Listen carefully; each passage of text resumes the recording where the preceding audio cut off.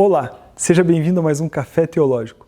Muito obrigado por sua companhia, você que nos acompanha pela TV Evangelizar ou por nossas redes sociais.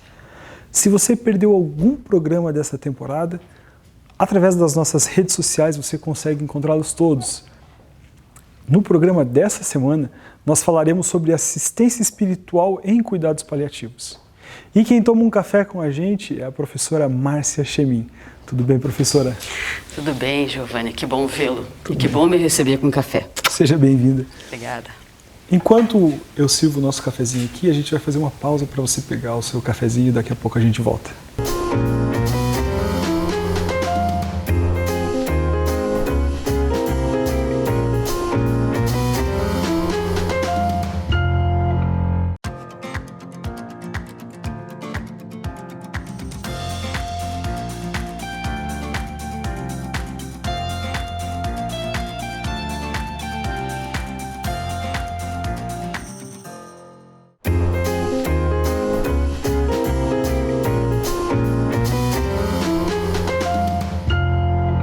Estamos de volta com o programa Café Teológico. Nessa semana estamos falando sobre assistência espiritual em cuidados paliativos com a professora Márcia. Professora, o que é cuidados paliativos e por que no plural? Isso é muito importante. Não é só no plural. Para mim, tem que escrever com C maiúsculo e P maiúsculo. É um nome. Tá. É o nome de uma abordagem. E não é uma abordagem magrinha, fininha, única, singular. Veja que tem um pool de pessoas que trabalham para formar uma equipe de cuidados paliativos. Uhum. Essa equipe ela não é cristalizada, engessada e fica naquela sala logo ali. Não, são as pessoas que trabalham naquela instituição, mas que têm um modo de ver um tratamento que exige que todas elas se conversem, troquem ideias. Então é uma equipe multiprofissional, que atua interdisciplinarmente. Quer dizer, eu sou dentista e você é médico. E nós vamos trocar de igual para igual opiniões sobre aquele nosso paciente em comum para tentar resolver o problema dele. E a psicóloga vai dizer, mas eu também percebi isso. E a fisioterapeuta e a terapeuta ocupacional. E aí, digamos que nós vamos fazer aqui, estamos planejando a alta dessa pessoa, ela vai para casa em cuidados paliativos, porque pode ser em casa, pode ser no hospital. E aí, a assistente social diz, não, mas ela não está pronta para ir para casa ainda, porque eu fui lá ver tal política pública e, na verdade, precisa fazer uma rampa para ele poder entrar em casa. Então, veja que tem tudo isso. E também tem o assistente espiritual. E veja, então, são cuidados plurais. São os cuidados que eu considero de grande excelência. É só especialista que está nisso e que trabalha todo mundo junto, colocando a pessoa no centro do atendimento. Agora, para a gente falar em cuidados paliativos, Sim. A gente está falando em um momento específico daquela pessoa, né? Veja, eu vou tentar localizar. Claro, não é todo paciente, nem toda enfermidade que vai levar alguém a ser atendido nesta abordagem.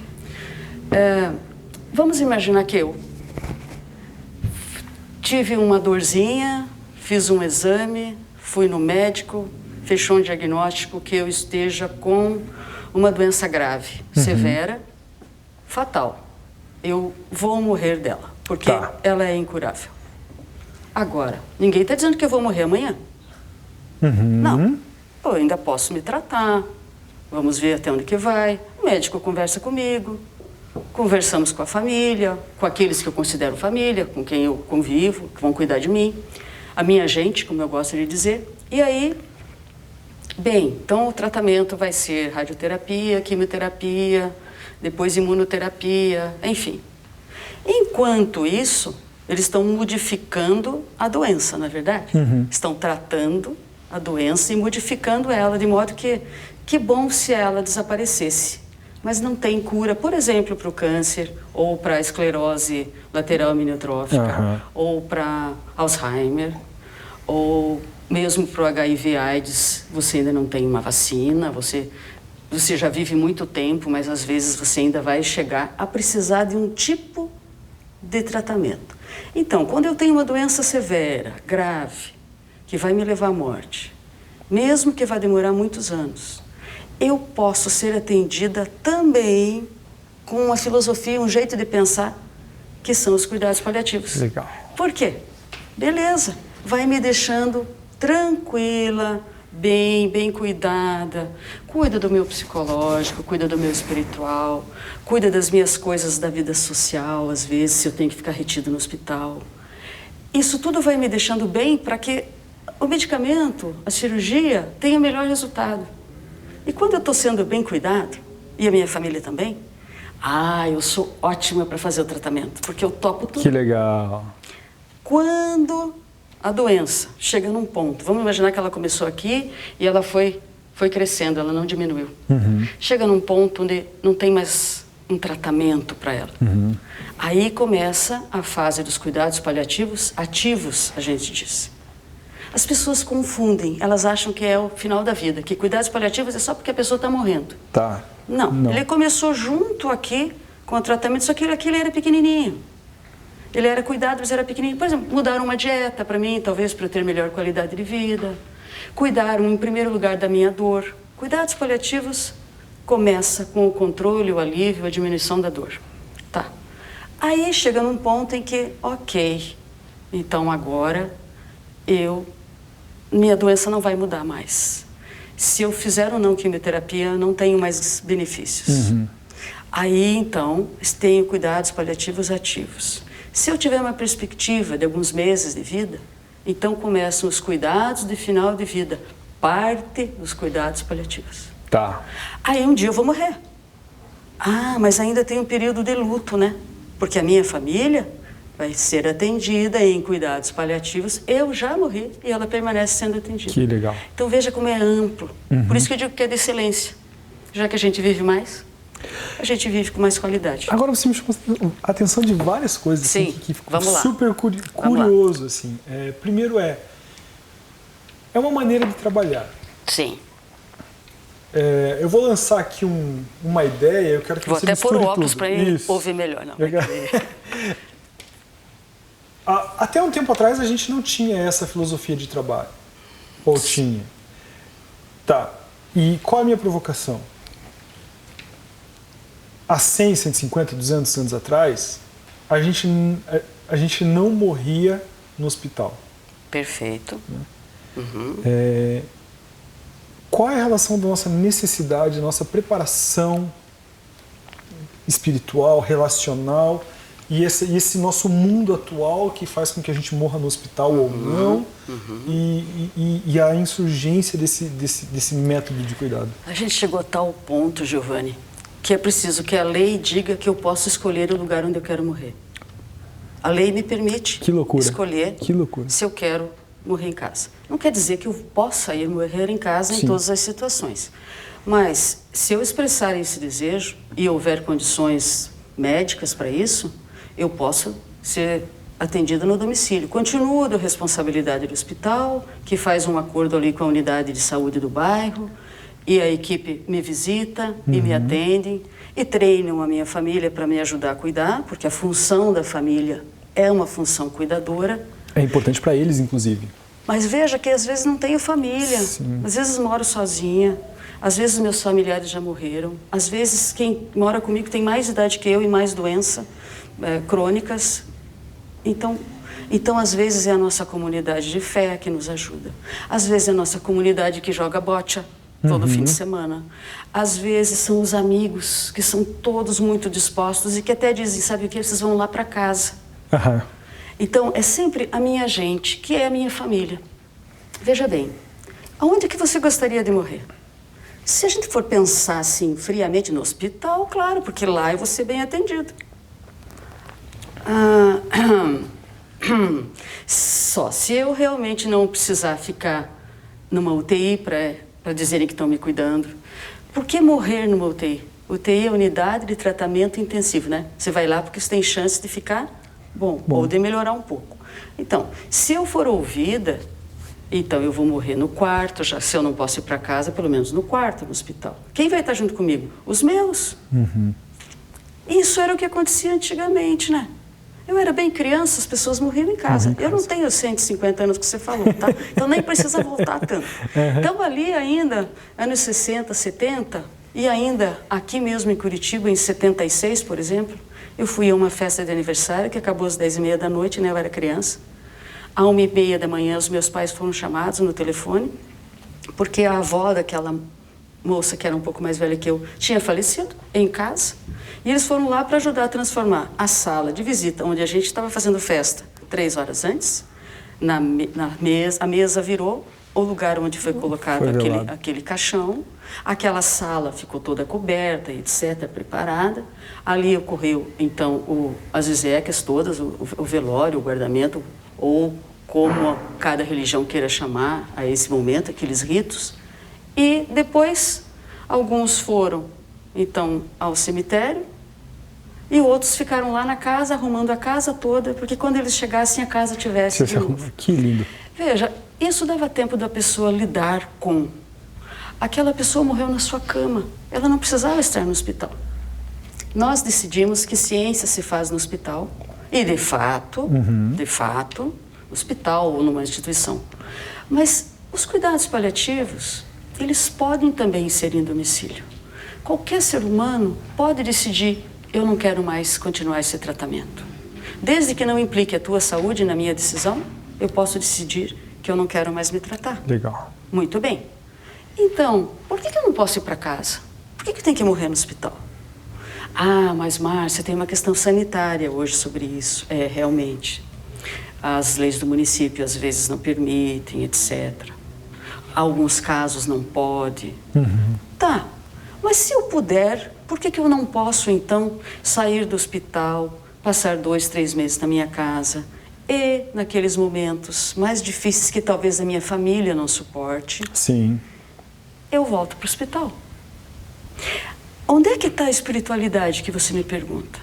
Mas se eu estou junto com os meus vínculos, sentindo o cheiro da comida que eu nem posso comer, mas é o cheiro da comida da casa.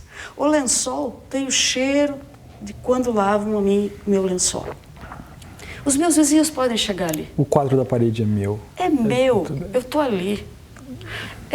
São situações que provocam conexões. Então, se eu retirar os aspectos espirituais do cuidado de uma pessoa, para mim, isso é quase uma violência, entende? Porque eu estou retirando Deixa de ser dele das poucas coisas que ele pode querer ainda naquele último período de tempo. Ah, mas nem todos estão lúcidos. Sim, muitas pessoas, inclusive, aceitam ser sedadas antes da hora porque a coisa está tão conflituosa, só tem briga naquilo ali, que ele prefere se desligar antes.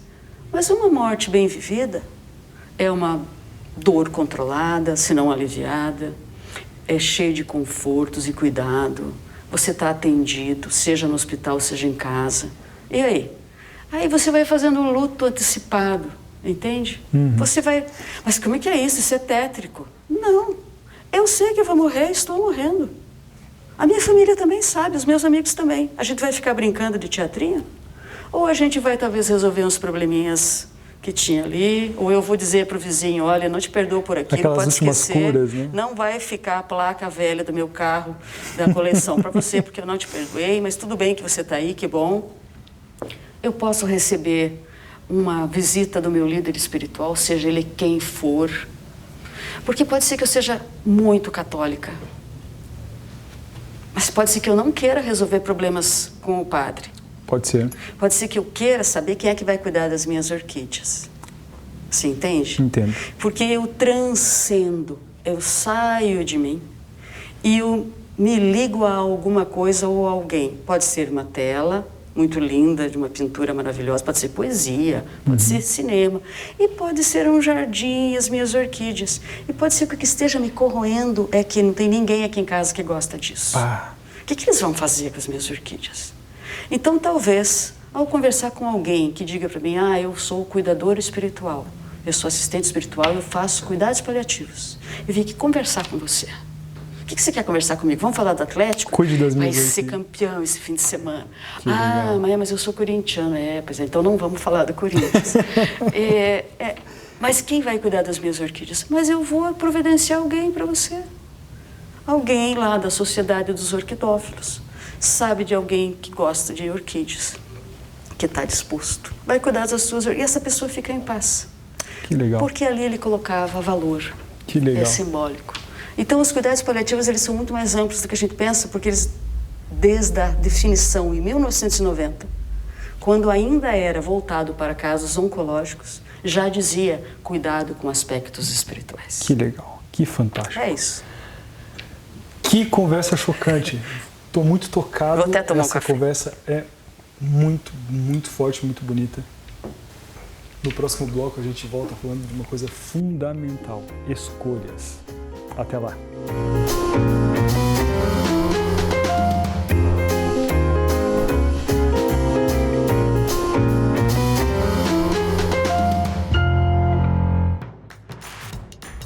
Não perca mais os vídeos da TV Evangelizar. Inscreva-se já.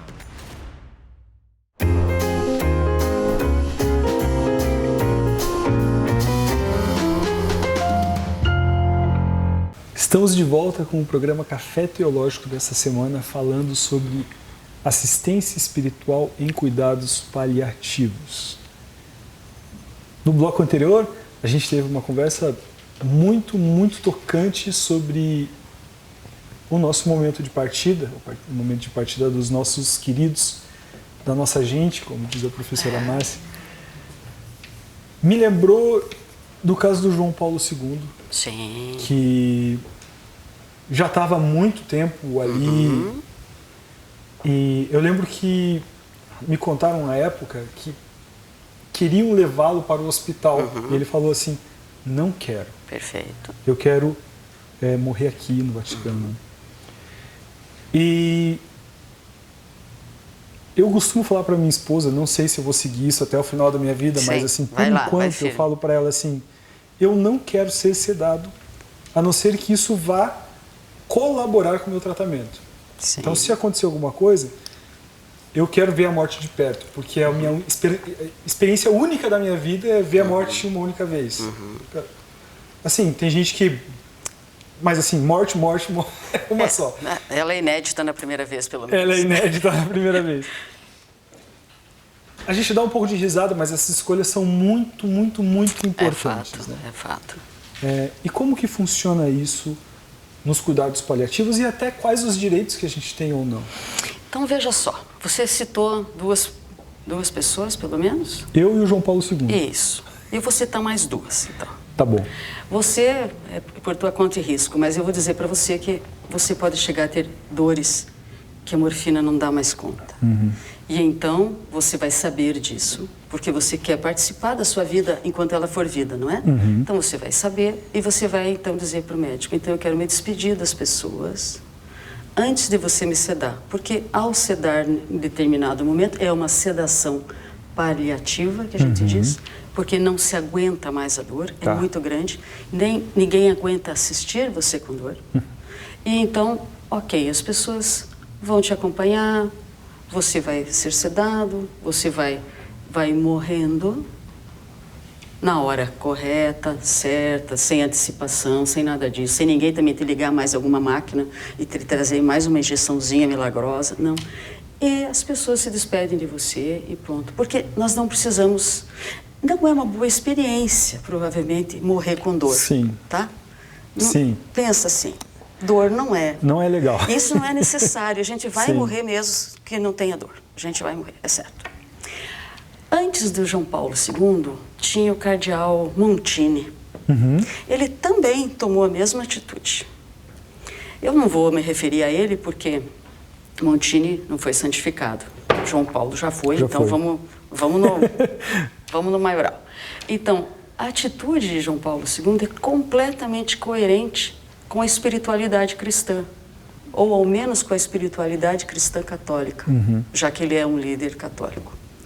Mas antes dele teve um outro Papa, Pio XII, lá muito para trás, que disse assim: não há problema algum em você, então, chegando o momento em que a medicina não possa mais te trazer benefícios, que você aceite a morte quando ela vier. Você não precisa estar sob todos os tratamentos. Por quê? Porque a vida não tem valor absoluto. Tá. Vou dar um exemplo que é bem fácil. Eu estou atravessando a rua, estou pronta para atravessar a rua, vi que vem um automóvel e vejo que da calçada do outro lado uma criança corre. O que qualquer um de nós faríamos? Salva a criança. A gente corre. A Sim. gente não pensa, ai, a minha vida tem valor absoluto, eu não posso. Não, a gente vai. Com sorte, a gente salva a criança e a gente. Por quê? Porque a vida não é por si tudo. Para o católico, para o cristão, nós temos um depois. Para muitos outros, nós temos um depois. Em geral, ela não é valor absoluto para ninguém. Para ninguém. Então, o que acontece? Veja só, uma família se dedica a me cuidar. A minha família, a minha gente, todo mundo já venderam o último fusquinha que tinha lá na garagem. Porque é dinheiro, né?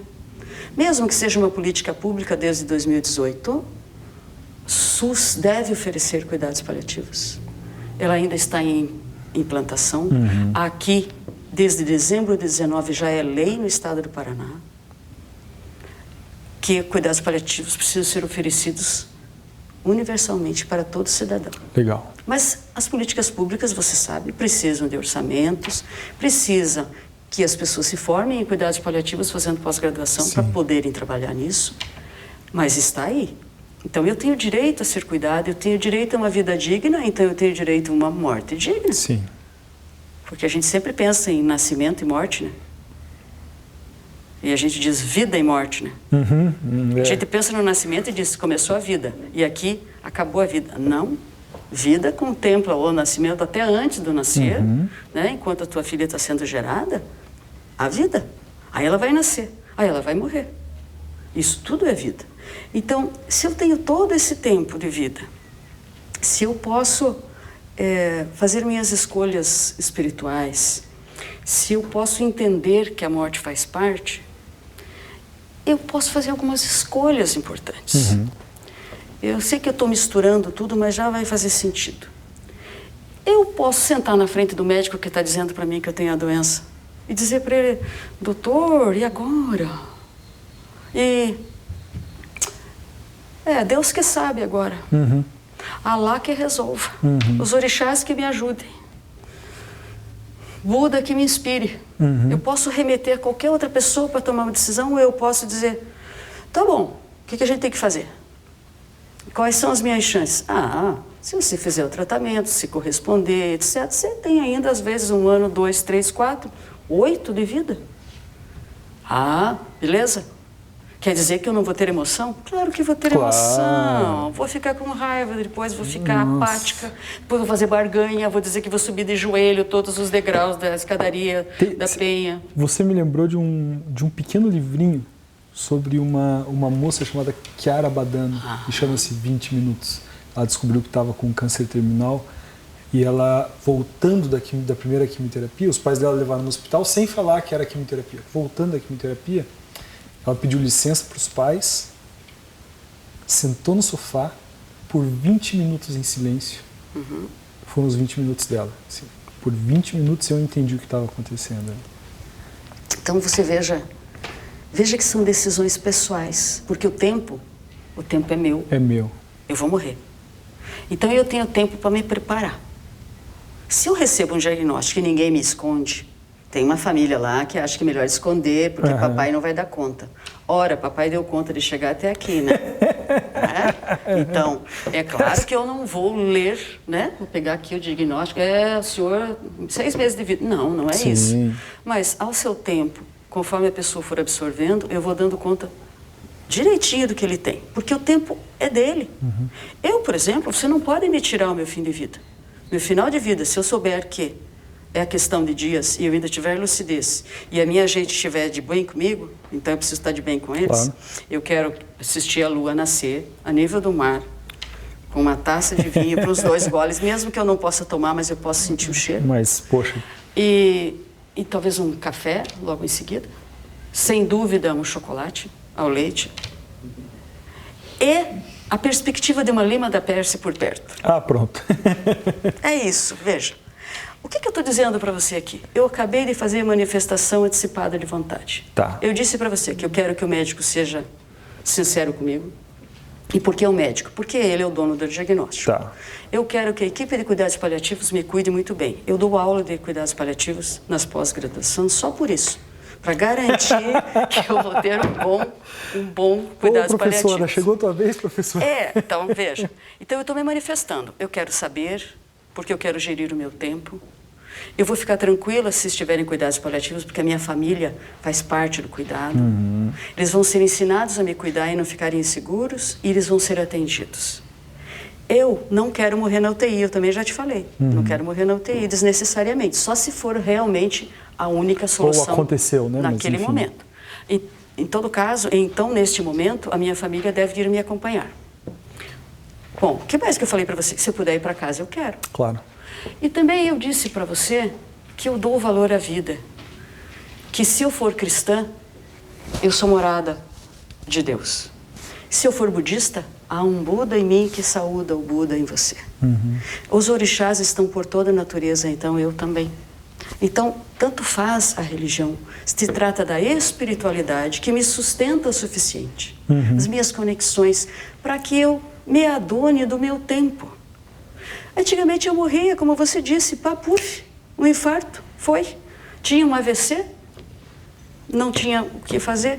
Agora eu tenho tempo para lidar com o meu tempo, para refazer os meus vínculos, para cuidar das minhas conexões espirituais, talvez para ser exemplo para minha família de como que eu lidei com isso, que é muito importante. E eu vou viver a minha morte como você quer, como Contardo Caligares, que é o outro personagem, fez. Contardo Caligares, um psicanalista. Ele, quando estava morrendo, disse para o filho, então vamos ver como é que é. Bom, porque ele queria saber como é que era. Exatamente. Mas ele estava bastante dopado, etc. Teve um momento de lucidez e não precisou ser dopado totalmente. Então, são situações. Então, isso, cuidados paliativos, talvez seja o cuidado que me dá conforto durante todo o tempo do meu tratamento e no momento certo me dá mais conforto ainda e me ajuda a viver os meus dias, os últimos, com um pouco mais de leveza. Porque, afinal de contas, sabe qual é o medo que a gente tem da morte? Que a gente não tem certeza nenhuma. Se a gente soubesse que é um eterno fla-flu lá no céu e que eu sou palmeirense, atlético, eu talvez não quisesse ir para aquele céu, para aquele paraíso, para aquele Éden. Não sei se é lá, se é aqui, se é do lado. É que a gente não sabe nada. Então a incerteza nos pega. Mas eu tenho certeza de que uma assistência espiritual, fazendo parte de cuidados paliativos, de modo tão especializado quanto qualquer outra profissão, vai me ajudar muito, porque eu sou um ser complexo. Eu não sou só corpo, eu não sou só mente. Eu tenho uma coisa a mais que não dá para medir, não dá para dar remedinho, nada disso. E que me faz viver. Na esperança também, às vezes, de ter um depois. Eu tenho. Não sei bem onde que é, mas eu tenho. Que lindo. Que conversa emocionante com a professora Márcia, sempre muito tocante. Mais uma semana de muita reflexão para a gente. Muito obrigado por você ter nos acompanhado até aqui. Caso você não tenha pego o começo da conversa ou queira assistir outros programas da série, nos procure em nossas redes sociais. Até mais.